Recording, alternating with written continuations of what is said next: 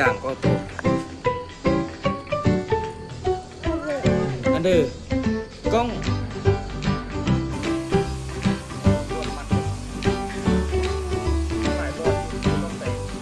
อีกโอ้ยตายคักบาดนี่ดูดำอันนี้ก็ได้จะจับปัญญาสบายดีตอนเช้าเบิ่งแม่ตู้เพิ่นมาละเพิ่นคานกระดึบไปละ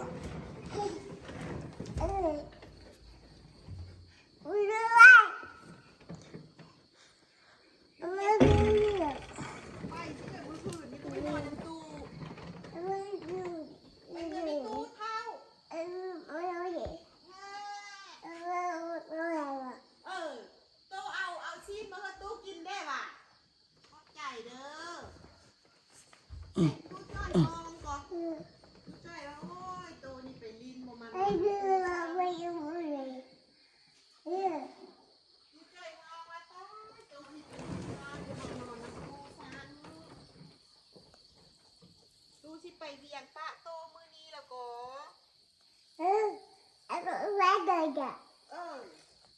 ลูกจ้อยทั้งที่ไปเวียงมือนี้น่ะเพราะว่าไปสิเด้อคือโบวานอนน้ำตู้จ้อย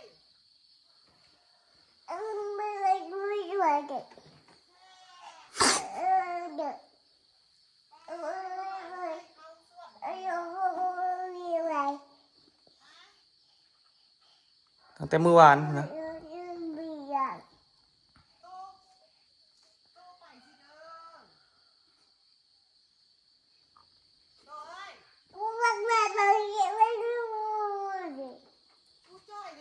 ห้องลูกไปนอนนำเด้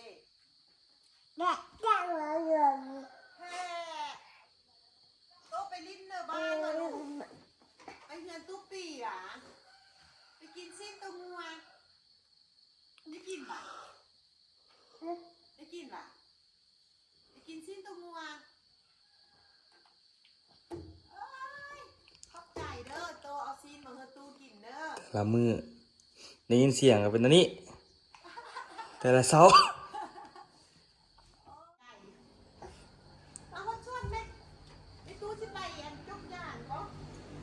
เมตู้สิไปจกย่างก็โตอันเดอร์กล้อง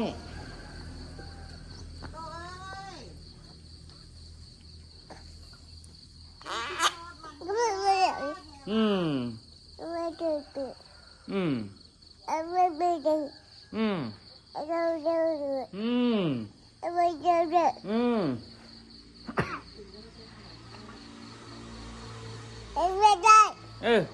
จอยไหมจอยเอาตู้จ้อยไว้ดูไว้ตู้จ้อยนอนตาก็ตู้จอยไปตู้จ้อยนอนตาก็โตเอ้ยโตไปลิ้นบ้านบ่มานอนนำตู้จ้อยบ่ตู้จ้อยมาน่ะ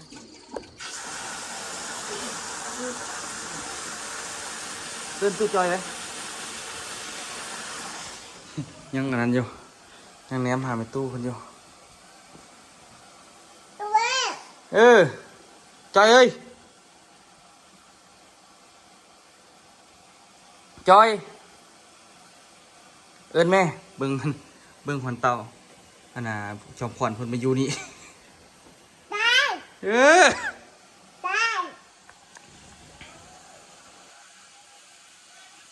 จอยเอิ้นแม่จอยห้องแม่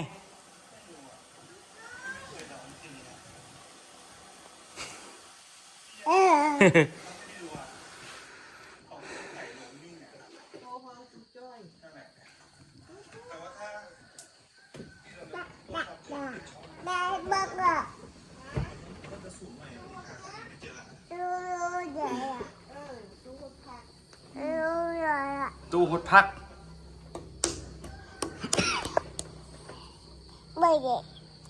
ถ่ายคลิปออโต้น่ะถ่ายคลิปออโต้กับตู้หดพักนี่นะ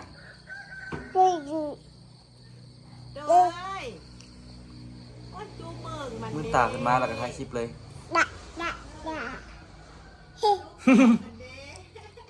โอ้ยขี้ตาก็ไม่ได้แกะอายเขาดิ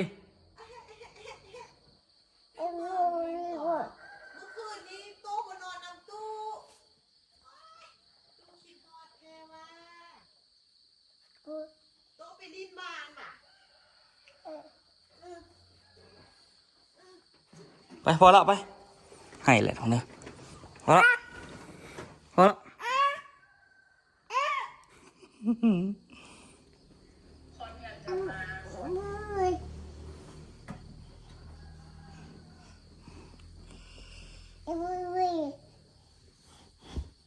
เอินจอยก่อนสนะคันโวพอนะเอินพอจอยตื่นไปเอินตัวจอยตื่นไปออโต้ยังตื่นละเนาะ จ้อยเอ้ยมือนี้โตไปจกยางช่วยมีตูเนาะไปจกยางช่วยเบ้าตาลเนาะ 700ได้ออกตานมื้อนี้ก็ได้ ฮะ 700ไปเพื่อได้ออกตาน มันไปแล้วไปไหน ไปนอนสวนน้ำคืน เออที่เป็นยัดยางที่มันก็ ทางสวนมันกลับนะเมื่อวานนี่นะบ่ทันบ่ได้หยัง กระชังบด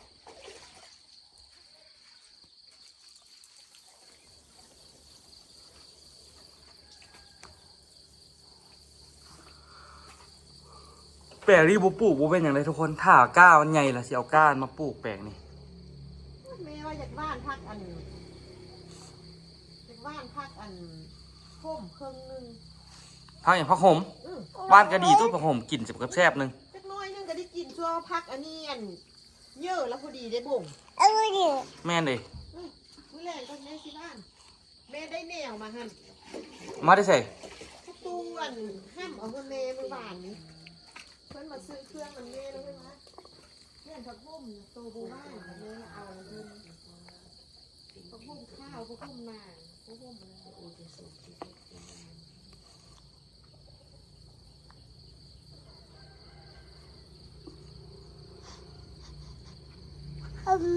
โอ้ห่าวนอนว่ะมาเบิ่งสวนอีกทุกคนมื้อนี้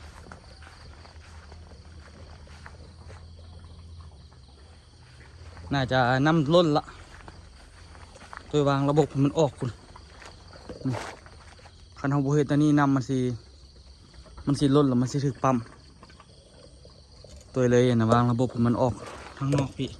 โอ้ยมันล้นหิงเนาะเบิ่งตอนนี้ทุกคนเห็นบ่น้ำเต็มเลยจับก็ได้แจมเลยนะปะนี้น้ำก็ไหลตลอดส่วนน้ำไหลนี่กะท่านเฮาบ่เปิดกะมันกะสิทิ่มซื่อๆนะทุกคนเบิ่งสูบซื่นเลยต้นอันนี้ตัวปล่อยน้ำให้มันออกเข้าไปมันลดแล้วมันก็ไหลปุ๊บนะเห็นปะยามันแถวนี้ก็จึงสิซุ่มซื่นแถวนี้ซุ่มหมดเลยเปียกไปเลยแถวนี้เป็นอย่างหนอกมาทุกคนมื้อนี้นี่กะอันนี้ได้นำออกมานี่แล้วก็โอ้โหทางนี้มันจิมาฮอดบ่น่าจะฮอดแต่นี่เนาะไปวางกันมันเต็มอยู่นี่เลยนะสิได้ว่าแปลงระบบน้ำใหม่นะทุกคนเบิ่งมื้อวานนี่เฮ็ดไปซุ่มซื่นนี่ขนาดมื้อนี้ตัวสิเปิดจนหมดถังเลยนี่เห็นบ่ตัววางระบบน้ำเดี๋ยวมาเบิ่งว่าเปิดระบบถังแล้วตัวสิได้ไปเลาะเก็บรายละเอียดมันเอาลวดเอาอย่างพร้อมมามัดบอดีใส่บ่ได้เนาะหลายจุดอยู่วันนี้เพราะว่าปีกายนี่เขาไปแทงบ่ได้หลายเปิดออกแล้วแม่นเปิดน้ำก่อนเนาะเปิดน้ำเสียบไฟ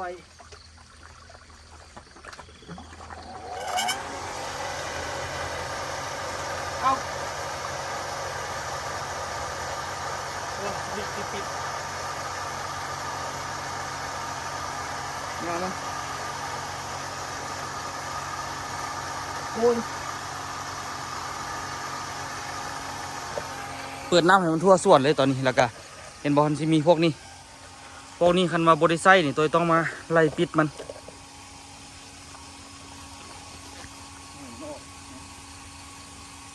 มัดเป็นระเบียบลวดมัดเลยยังหลายบอลอยู่ที่จะต้องแปลง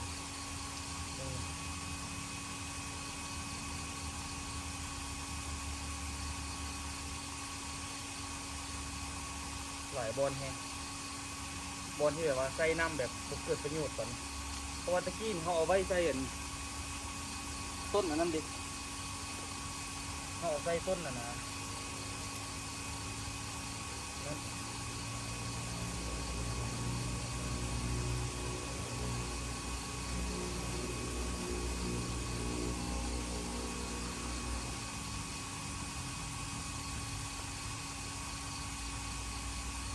ที่จริงมันมีแนวอัดหูเลย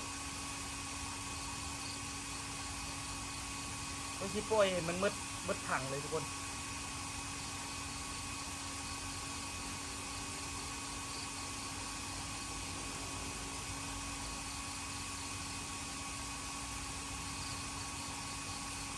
เอาเลยบนคืนอีกร้ายเนาะระบบน้ำนี่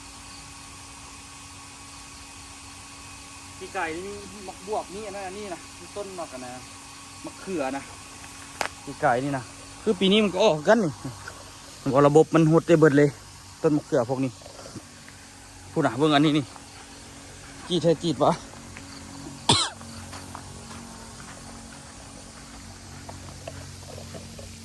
นี่แหละต้องเนี่ยมาซ่อมแซมคืนอันนี้น่ะจะตัดถึกมันนี่ตัดถึกมันอยู่พวกนี้นี่ก็กินหัวไปถึงต้นนี่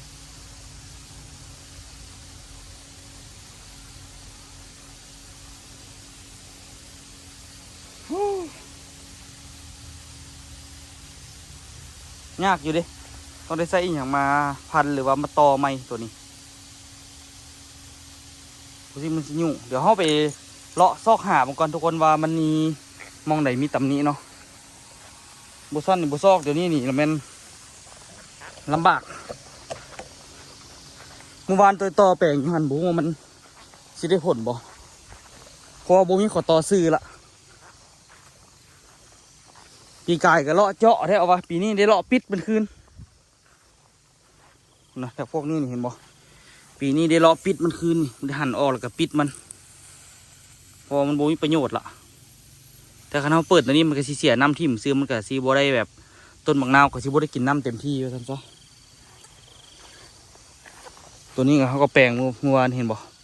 เขาแปลงมันคืนแล้วก็มีหม่องที่แบบมันขาดนะ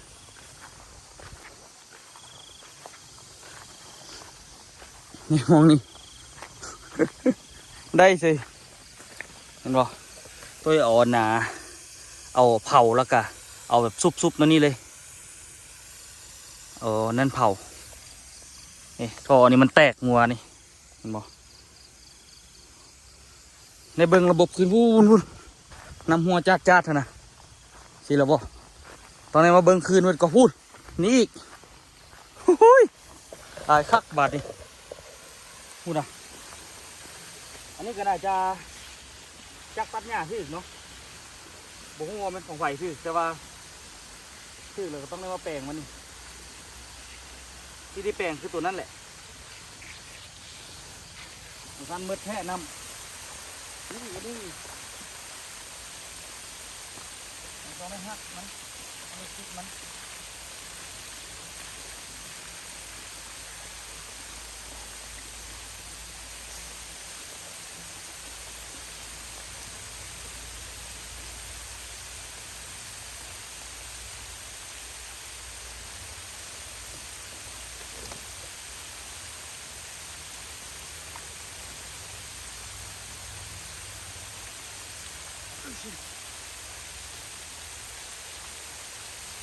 ยามก่อนนะตุนวันนั้นกินแป้ง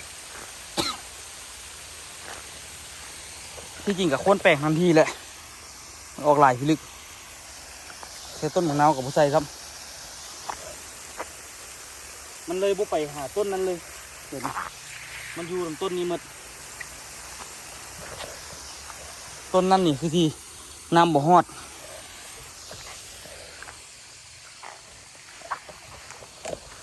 พวกนี้ก็คอยให้กัน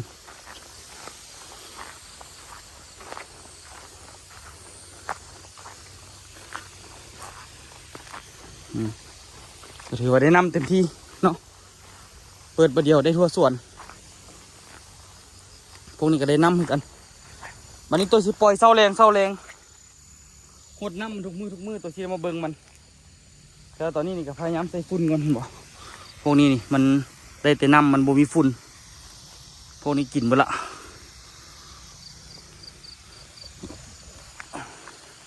เมื่อวานก็ได้กินกับรู้สึกว่ามันกะน่าจะซื่นอยู่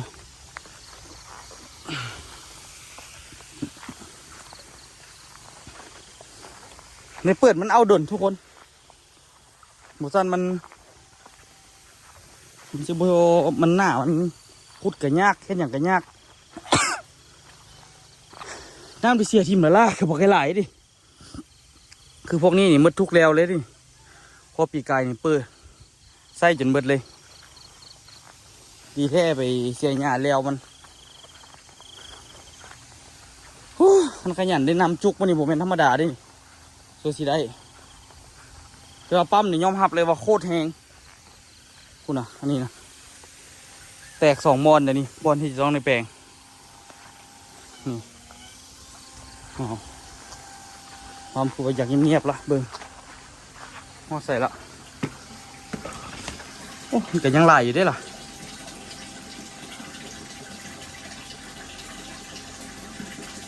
เปิดไปรถเนาะเห็นบ่แป๊บเดียวลงไปบอกไว้น้ำนะน้ำไม่ก็ไหลลงมาเรื่อยๆเปิดไว้ตลอดเลยนะมาที่นี่นะซุ่มซีนทั่วส่วนหญ้าขึ้นแล้วต้นกาหญ้าขึ้นแล้วก็ตัดหญ้าขึ้นแล้วก็ตัดบัดนี้บริรามละต้นพักแพรวนี่กับบริษัทตัดขึ้นกันพักแพรวก็นี่คันมาเอาไปปลูกใหม่กับงามเลยนี่สิได้มาใส่ฝุ่นส่วนตอนไหนหู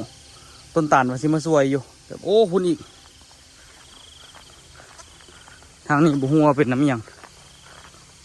จากตัดหญ้านะทุกคนนะส่วนใหญ่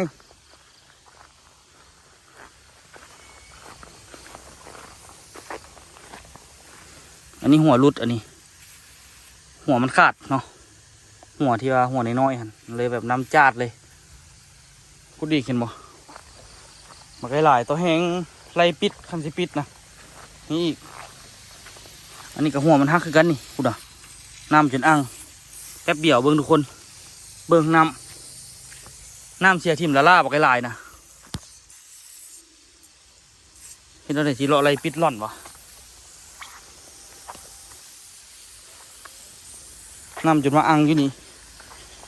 มันแทนที่มันสิได้ใส่ต้นมะนาวมาอ่างทิ่มให้ซื้อ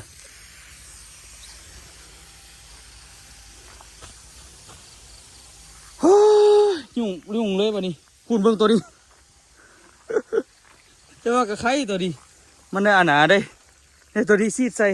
2 อันนี้ซีดใส่ตัวนี้เป็นบวกเลยวันนี้มันแต่ว่ามันกระไข่ได้อะนะได้ใส่ต้นมะนาวเฮา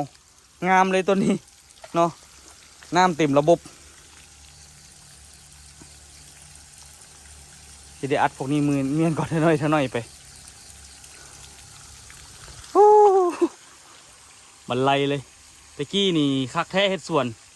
เจาะหูเจาะใส่ปีนี้อินตี้เอาบดเฮ็ดส่วนละบนที่เจาะได้ไล่ปิดเบิดยุ่งเลยพ่อแม่พี่น้องเลย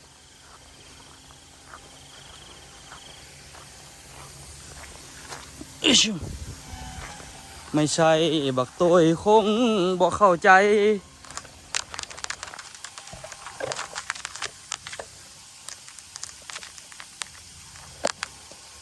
นี่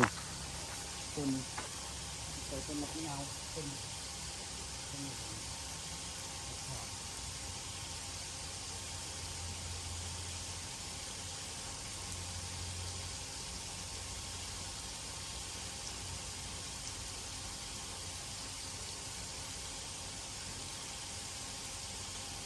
นี่ดูสิ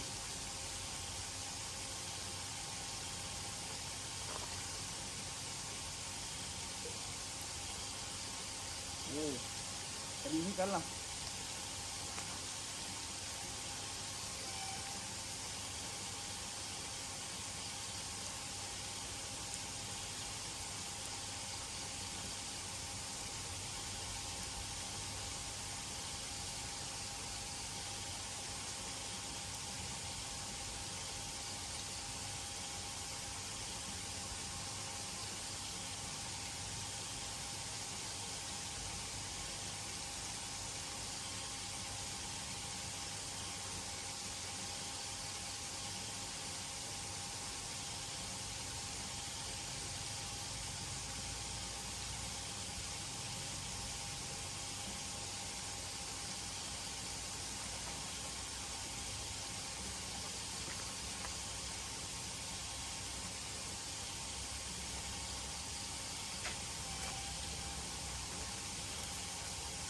จะหลอกเก็บเบิด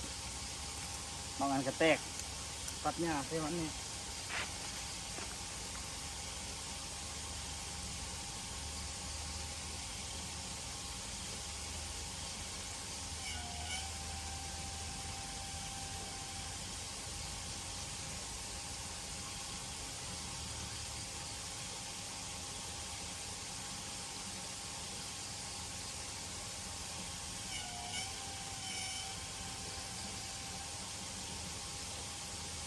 ที่จริงมันมีตัวปิดได้ตัวกระชื่อมาละใช่ป่ะเฮ้ยตัวนี้เดี๋ยวก่อน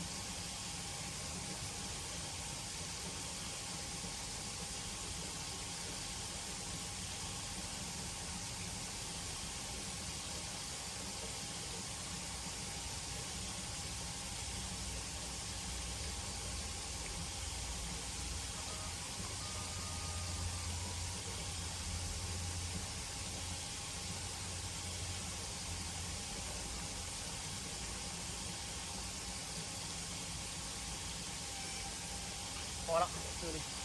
เดี๋ยวไล่แป้งคืนกันทุกคนคิดว่ามันก็น่าจะอิ่มอยู่ต้นไหนก็ได้นี่เป็นพี่เลยกินน้ำที่พอละเอาดวดเฮียมีเดี๋ยวมาเบิ้งไปดิปลาน้ำมันรุดไปหลายซ้ำใดเปิดซ้ำนี่ ลงไปเครื่องหนึ่งทุกคนเปิดแทบเปิดว่า โอเคอยู่เด้เดี๋ยวเปิดให้มันเต็มตลอดไปดิเติมตลอดเนาะน้ำห้วยทุกคนเป็นที่ยามันมีน้ำน่ะยามันบ่มีนี่มันสิอึดเนาะอึดเกินไปยามันมีนี่ก็ใส่เต็มที่ก่อนให้ต้นมะนาวเขากินแบบซาใจแต่ตอนนี้ไล่แปลกคอก่อนจุดนี้เนาะจุดนี้แหละกับจุดนั้นหลักๆก่อนว่าสิมาใช้ฝุ่นใช้ปุ๋ยกันได้มาปัวมาแปลงมันอยู่นี่แหละแต่ละจุดตัดถึงวันนึงแล้วก็เป็นเรื่องไปเลยพวกนี้ก็ได้มดขี่คาดนี่ก็จะเป็นหลายที่แปลงท่อบ่ได้นี่มาตลอดเลยอันนี้เดี๋ยวที่หาแนวปิดเอาซะมีแนวปิดอยู่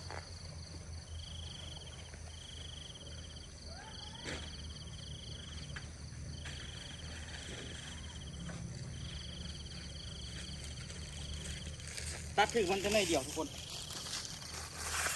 มันมุ่งใหญ่เกินไปจุกปิด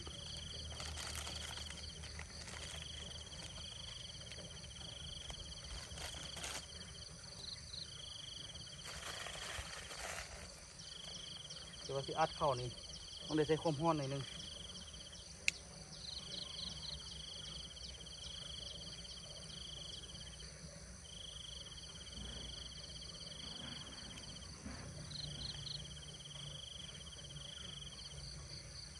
จบมองนี่แปลงได้อยู่เนาะปิดได้อยู่เอานี่ปิดแล้วก็คือจะมีปัญหาละตัวนี้เดี๋ยวไปแปลงตัวนั้นปัญหาใหญ่เลยตัวนั้นเอาจุกปิดไปน้ำเนาะ ทีมนี่บอกไป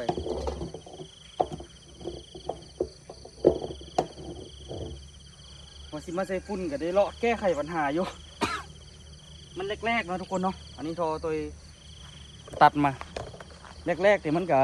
มีปัญหาหลายเนี่ยเพราะว่าเขาบริใช้งานดุดละเขาบุคือเขาแปลงทุกมือเนาะตัวคิดยากที่ไปไล่ปิดทั่วกันพวกจุกน้อยๆนะมันหลายต้นก็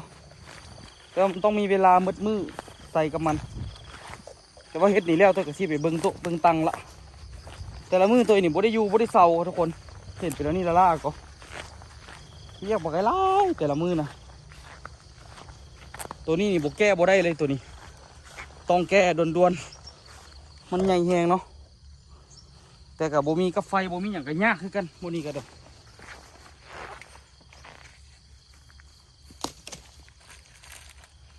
มันแตกตั้งแต่พี่ไปนะต้องได้ตัดไก่นิดนึง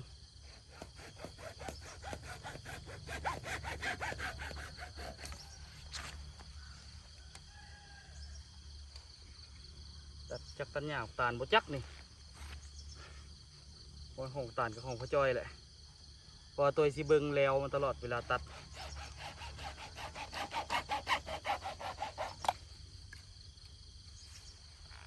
ก็เอาตัวนี้มาสุกเผาให้มัน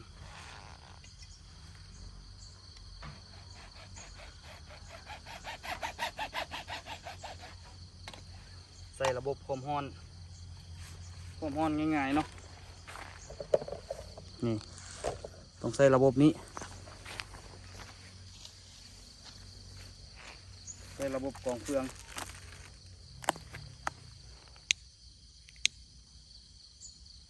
คันลามจังว่าน้ำกันเนาะทุกคนรับผิดชอบน้ำกันเด้อเพราะว่าทุกคนกับมาเบิ้งน้ำกันใครที่เบิ้งคลิปแล้วมันไฟลามรับผิดชอบน้ำกัน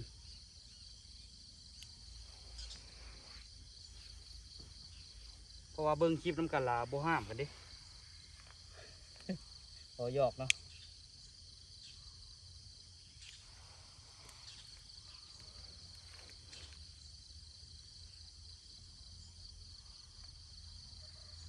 พวกกันหญ้าพวกนี้มันยังซุ่มอยู่เพราะว่ามือเศร้านี่มันอันนั้นเนาะเพราะมันแห้งคักๆติดปฏิโรบาทเดียว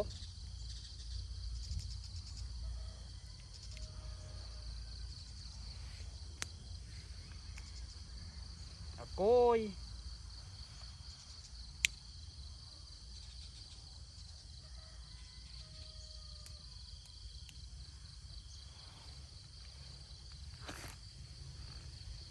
คันจูดตอนสวยมันนี่โอ้บาทเดียวเท่านั้นแหละ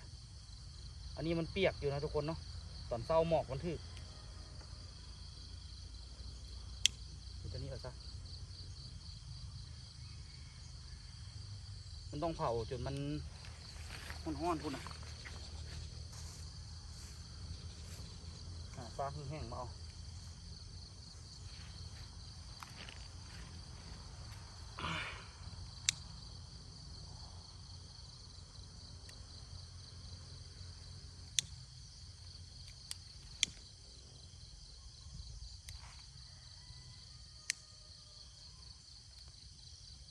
ตอนเมื่อวานนี้ลุกเพื่อนทวน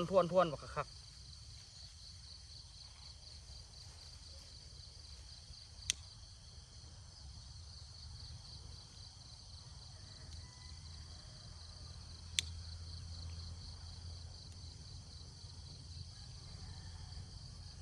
โอ้ขึ้นฮอดหัวฟูเด้เพื่อที่ซื้อหัวฟูตัวที่มันแห้งๆมาไว้ใส่ก่อนเฮ็ดงานพวกทอพวกนี้นี่ได้ใส่ตลอดหัวฟูตัวซื้อมาเพตลอดอ่ะทุกคนมันบ่ได้เรื่อง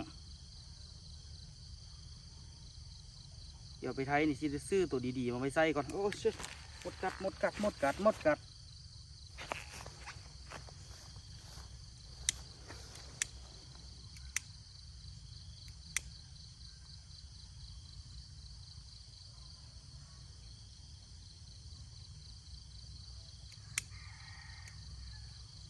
แก๊สจะสิเบิดละโอ้จะได้แปลงแล้วอยู่บ่มือนี้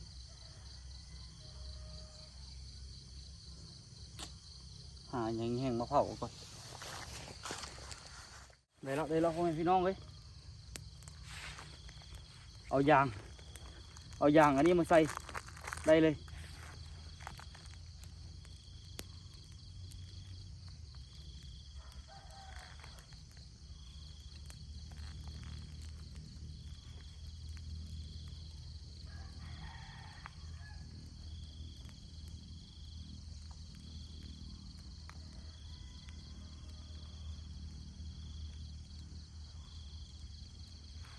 ได้แล้ว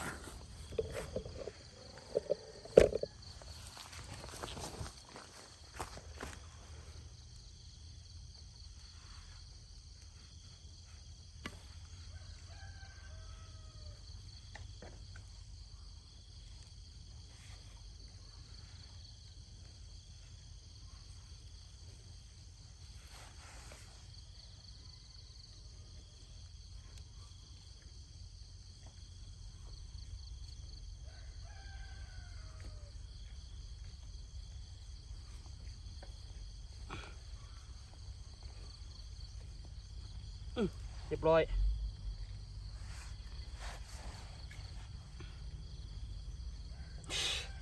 และนี่แหละทุกคนเนาะวิธีแก้ไขเฉพาะหน้าผมมีขอต่อเด้ทุกคนจำเป็นได้ใช้วิธีนี้มันก็ มันก็ถามว่าอยู่บ่มันก็อยู่สำเร็จสำนึงเวลาเราเปิดน้ำมันก็ออกตามหูตามท่อมันก็บ่ได้ไปดันตัวนี้เฮงเนาะมันก็อยู่มันก็มีทางไปนะน้ำนะผมจำเป็นต้องได้เฮ็ดที่พิธานเฮงเนาะอันนี้ก็ต้องได้ดับดีๆเนาะเอาไปเอามานี่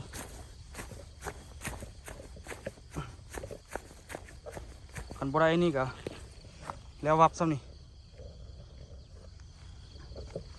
ซัดว่าสันไฟลามเนาะตายเลยพวกตัวไปแก้ไขซ้ำนี่ไปก่อนนะทุกคนเนาะเดี๋ยวสิได้ไปเฮ็ดโตเฮ็ดตังก่อนเวียกนี่โอ้ยล้นหัวทุกคนเลยไว้เจอกันทุกคลิปหน้าทุกคนเด้อฝากทุกคนเป็นกำลังใจให้แน่เนาะกะสิได้ค่อยๆใส่ฝุ่นใส่ปุ๋ยไปวันที่สิจ้างคนมาเฮ็ดสวยเพราะว่ามันก็เวียกหลายอยู่เนาะทุกคนเนาะบายบายทุกคนแล้วเจอกันคลิปหน้าเด้อไปต้นมะนาวเฮา